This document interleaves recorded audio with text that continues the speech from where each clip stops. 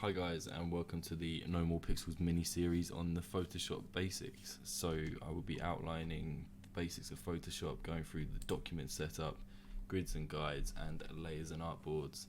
So when you open up Photoshop, you'll be greeted with the interface here, which will allow you to create a new document or open an existing document. These are all existing documents here, which was in the new update for Photoshop CC quite a few years ago now, but it was just to allow you to see all of the documents you've been working on nice and easily all in one place. So we could either click on one of these and carry on when we left off, or we could create a new document. So when you create a new document, you've got lots of different options here. So you can rename a document at the top, you can edit the size here, which allow you to change the width and the height, of course, and you can either have the document set up in Artboards or no Artboards. So I'm going to show you a document without being set up with Artboards and one document being set up with Artboards. Of course, if you're working to print, you'd want to change this to millimeters, and you could do 210 by 297, which is a standard A4 document. But for now, we're going to work at 72 dpi, which is screen resolution, and we're going to work at screen size here.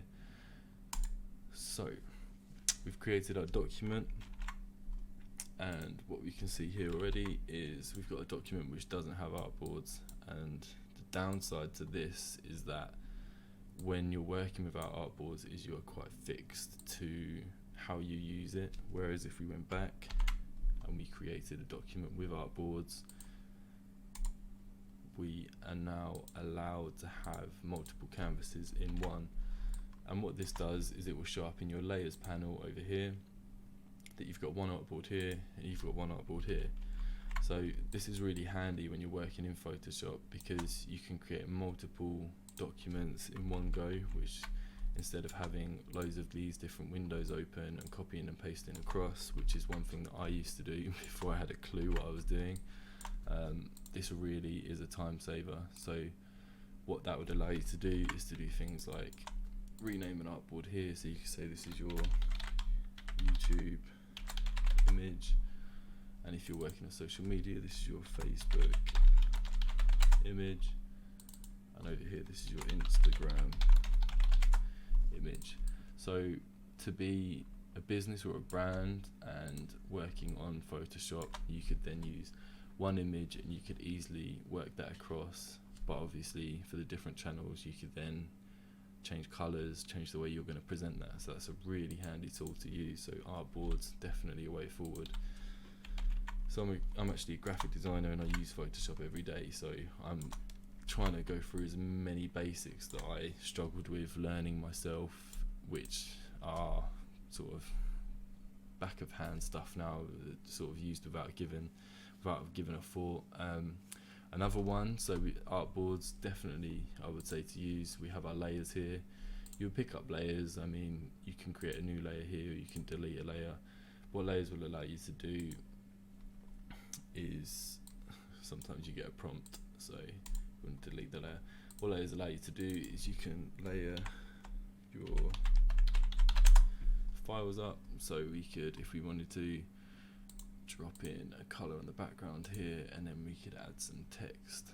So you simply add some text on the top.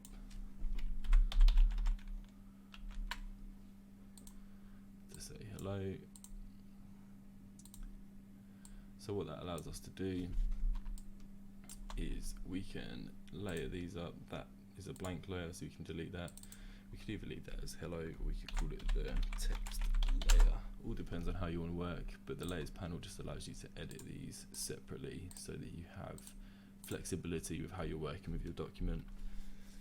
So from layers, a really handy trick is to use something called the grids and the guides, which I would definitely recommend even if you're not a designer like myself. I think this is very handy and heavily overlooked by other tutorials on YouTube.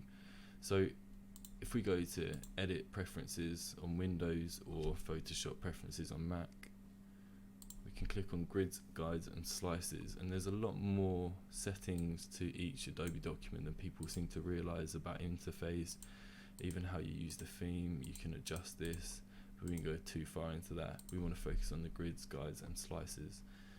So here we have them, and what we want to do down here is we want to change this to 40 pixels because we know that our screen size is 1920 wide, so 40 is a good division of that, and we can put in 2 subdivisions. And what the subdivisions is almost like the grid line is the box and the subdivision will be the cross through the box, which we can show with a slightly dotted line, and we want our grid to be a nice bright green. So again, you can adjust for if you're working on screen or print as well. So let's add that to a document, open it up, and what that does is it will break up your document. So now you can see everything is very orderly. I've shown you a very small grid because that is what I would use personally, but again, you can come back into it and you can change this to maybe, let's go for 60 this time, and let's only have 1 subdivision.